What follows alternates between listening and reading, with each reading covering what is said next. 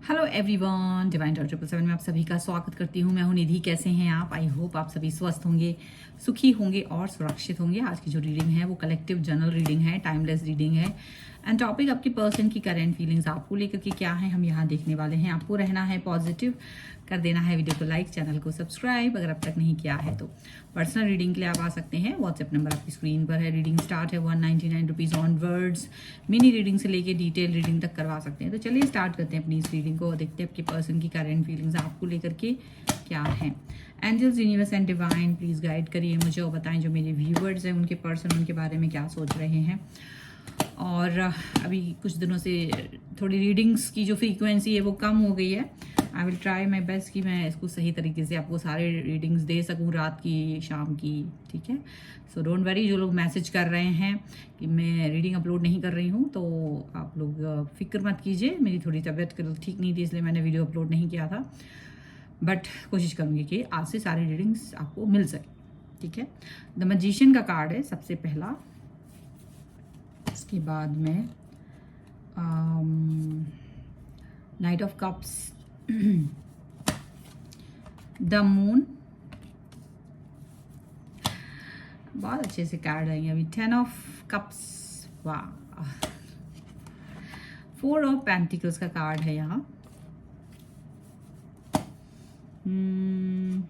यहाँ पर है 2 of wands, 6 of swords, 6 of cups. यहाँ पर है the fool and queen of wands का कार्ड है ये। ओके, सबसे पहले अगर हम राशियों की बात करते हैं तो यहाँ सभी राशियाँ, बिकॉज चारों ही एलिमेंट्स हैं तो सभी राशियों के लोग हैं। और जो बॉटम ऑफ द डेक है वो आपके पर्सन की जो थॉट है वो 10 of pentacles, death and judgment का कार्ड यहाँ पर है। ओके, तो जो यहाँ मुझे सिनेरियो दिखाई दे रहे हैं वो ये दिख रहे कि देखो वो आपको अपने मन का साथी समझते हैं, आपको बहुत इंपॉर्टेंस देते हैं, आपको बहुत प्यार दिखाना चाहते हैं, एक बहुत बड़ा यू टर्न लेना चाहते हैं जो अब तक तो इन्होंने नहीं लिया था, बट अब ये आपके लिए एक बहुत बड़ा यू टर्न लेना चाह रहे हैं। एंड इनको अपनी इनर वॉइस सुनना इन्होंने शुरू कर दिया। अब तक ये शायद अपनी इनर वॉइस आपको लेकर के नहीं सुन रहे थे, बट अब ये आपके लिए इनर वॉइस सुनना भी शुरू कर चुके हैं।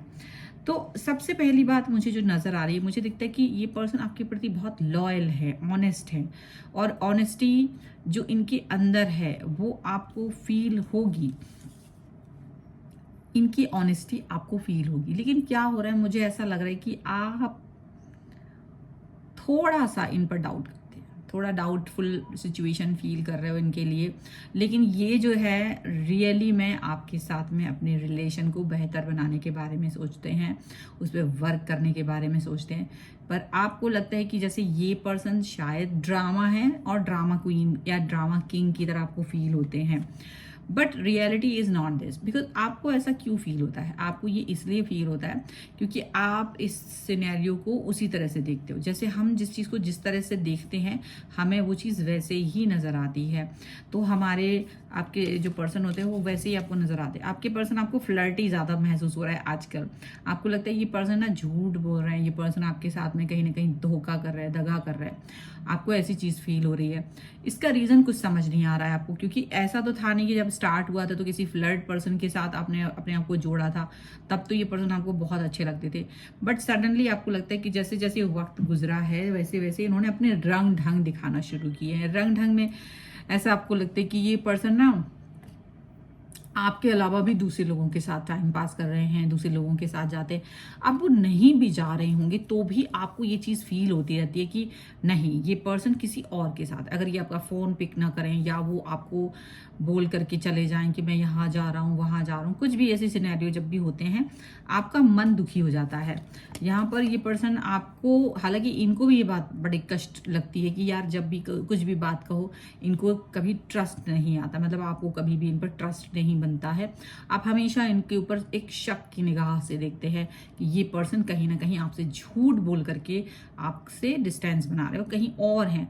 अब ये चीज़ इनको पता चलती भी है, समटाइम्स आप गुस्से में बोल देते हैं, लेकिन दिक्कत यही है कि ये चूंकि ऐसा कुछ कर नहीं रहे हैं, तो जब इनको ऐसी बातें मालूम चलती कि आप ऐसा कुछ सोच रहे हो इनके बारे में, तो इनको बड़ा दुख होता है, इन्हें बड़ा कष्ट होता है। एंड ये अपनी तरफ से मतलब 10 ऑफ कप्स लगा रहे हैं। डेफिनेटली ये आपको बहुत प्यार दिखाते हैं, वक्त देते हैं, अपना जो भी इनको एफर्ट्स, इनको लगता है कि जो भी एफर्ट्स ये दे सकते हैं जब भी इनके पास टाइम होता है, वो सारे एफर्ट्स ये आपकी तरफ लगा रहे होते हैं। बट दिक्कत यही है कि आप इन एफर्ट्स को भुला देते हो, आप इन एफर्ट्स को भूल जाते हो। जब भी छोटी सी भी गलती इनकी तरफ से होती है, थोड़ा सा भी ये आपको निगलेक्ट करते हैं, आपका दिमाग तुरंत घूम जाता है, तुरंत आप सोचते हैं कि ये पर्सन कहीं और गया है किसी और के साथ में।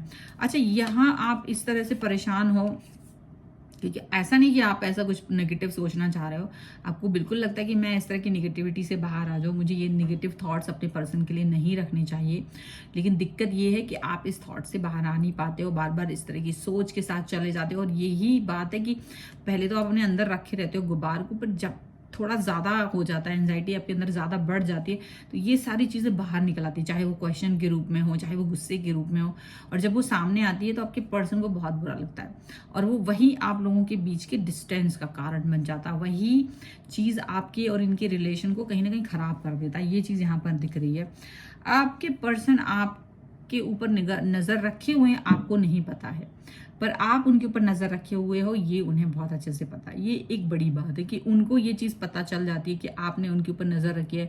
आप उनको, हालांकि आप डरते डरते उनके ऊपर नजर रखते हो, क्योंकि आपको भी डर लगता है कि कहीं ऐसा ना हो कि मैं गलत साबित हो जाऊं और फिर मुझे क्वेश्चन आंसर मैं ही कटघरे में खड़े हो जाऊं।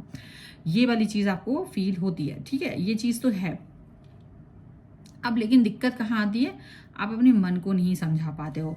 आपके पर्सन आपको गिफ्ट भी देते हैं, आपके साथ टाइम भी स्पेंड करते हैं, आपको वक्त भी दे रहे हैं, लेकिन कभी कभी वो अपना हर सच आपको नहीं बताते हैं, आपको हर सच नहीं बताते कि वो कहाँ जा रहे हैं, क्या कर रहे हैं, हर चीज़। अब आपको लगता है कि ये मुझे हर बात बताएं, हर समय मुझे अपने साथ रखें, हर समय मुझे, और आप एक अजीब से एंजाइटी में घिरे हुए हो।